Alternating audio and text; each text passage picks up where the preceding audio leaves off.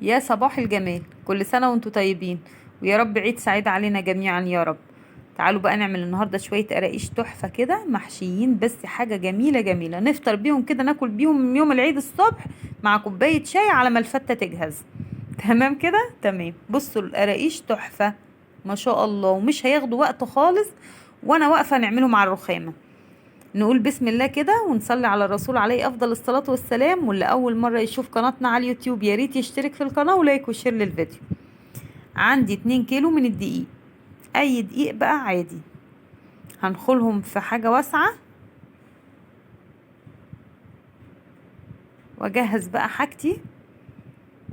نقدر نعمل كيلو واحد على حسب الكمية، يعني انا عاملة 2، نقدر نقسم المكونات. هنزل عليهم بمعلقتين كبار خميرة فورية، وكيس بيكنج باودر اللي هو معلقة، وعندي لبن بودرة هحط حوالي 4 معالق، ونص معلقة من الملح. تمام كده. تعالوا بقى السكر، هنزل ب5 6 معالق كده بالشكل ده، وعليهم كمان 4 5 معالق سمسم. كل المواد الجافة دي كلها على بعضها. عندي بقى شمر وينسون انا دقاه في الهون كده وريحته حكاية. هنزل بمعلقة كبيرة وكده زي الفل، اقلب كل المكونات دي مع بعضها تقليبة حلوة. وتعالوا بقى ما نشوف نحط عليهم السمنة والزيت. عندي بقى هنزل عليهم بكوبايتين من الزيت، كوبايتين زيت ذرة وكوبايتين سمنة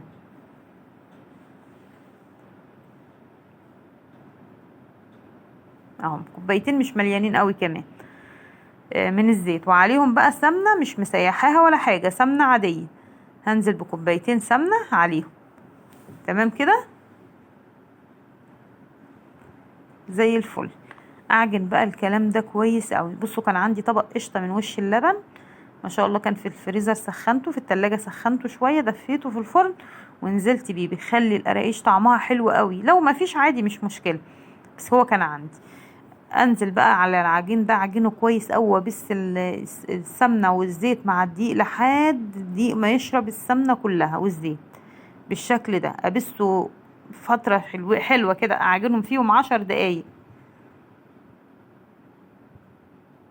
تمام كده. عندي بقى كان عندي كوباية حليب وكوباية مية دافية، حطيتهم بعد ما خلصت خالص بس العجين. انا نزلت بيهم الحليب والمية وعجنت بقى، لميت العجينة في بعضها وكده خلاص بقت عندي بالشكل ده. بس التليفون فصل مني من حرارة المطبخ فما صورش الحتة دي. يعني ننزل عليهم بقى بكوباية مية وكوباية لبن ونعجن الكلام ده. تعالوا بقى على ما تخمر نص ساعة ولا حاجة نعمل العجوة بتاعتنا. في طاسة انزل بيها معلقة زبدة، وعليها المكعب كبير كده من العجوة، واسيبها تفك كده واعجنها. العجوة دي عندي من العيد الصغير، كانت في الفريزر عندي ما شاء الله، العجوة والملبن، فقلت هدخلهم في العجين. عندي العجين خمر بتاعي جميل بقى عسل ما شاء الله، والجو حر ما خدش نص ساعة. هاخد قطعة من العجين وافردها بالشكل ده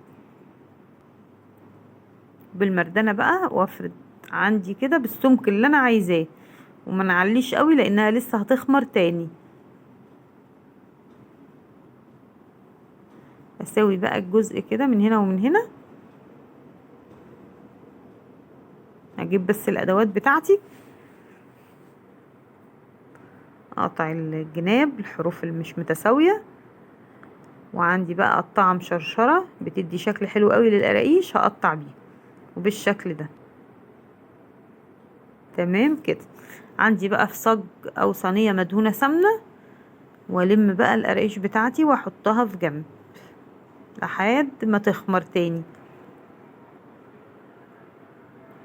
تعالوا بقى نعمل كمان قطعة هنحشيها ملبن او عجوة دي، بس دي بقى هفردها قوي. عايزة السمك بتاعها يكون قليل، يعني مش زي الاولانية انا عملتها سادة فسبتها ايه سمك العجينة اعلى شوية. انما دي عشان هطبق هعملها طبقتين، فارققها خالص العجينة واطبق بالشكل ده، واضغط عليها علشان العجوة تمسك في العجين. وافرد كمان بالمردنة بتاعتي او بالفردة بتاعتي بالشكل ده. تعالوا بقى نقطع.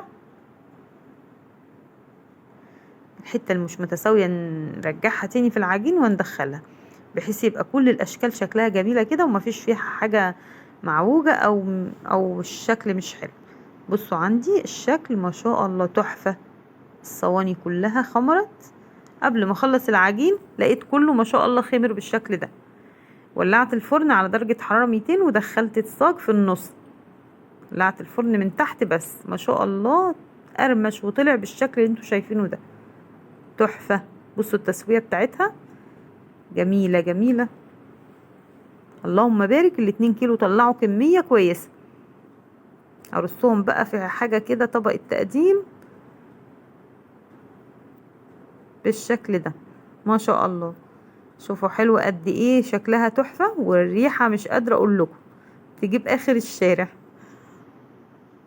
العجوة محشية فيها جميلة والتسوية حلوة قوي قوي. اتمنى يا رب فيديو النهاردة يعجبكم. ما تنسونيش في لايك كتير للفيديو. بصوا بقى حكاية مع كوباية شاي ملهاش حل.